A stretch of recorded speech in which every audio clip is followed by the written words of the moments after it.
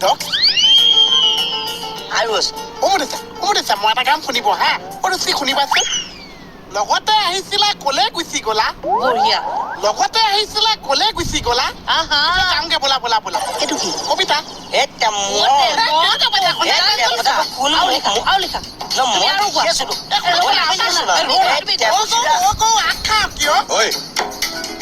কি হৈছে চাওকচোন ছাৰ সি কবিতাটো লিখা শান্তি নেদে মইনো কি কৈছো খালি কবিতা এটা উচিহে দিছো বোলে আগ খাও কিয় আগডাল লেখাই গুইডাল কামি দাঁতটো ভাঙো কিয় চব এই শুনকচোন শুনক কওক কবিতা মই লিখি আনিছো আপোনাৰ কাৰণে হা শুনক কি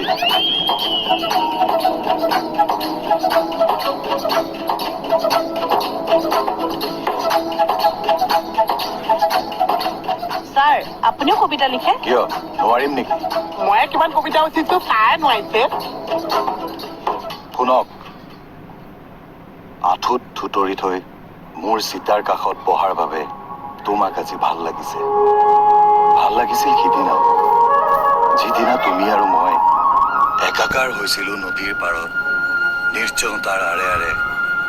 ঠিক যেন একেটিয়াৰ দৃশ্য ৰাঙলী আভাৰ সূৰ্যোদয় আৰু সূৰ্যাস্ত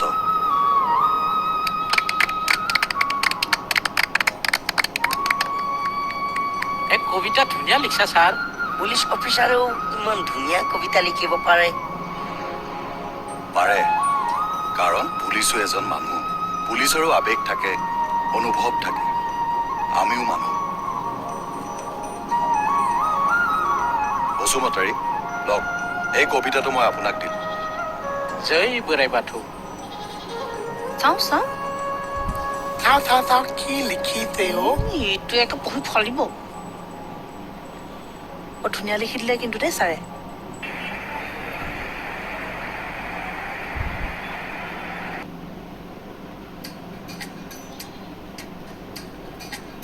ছাৰ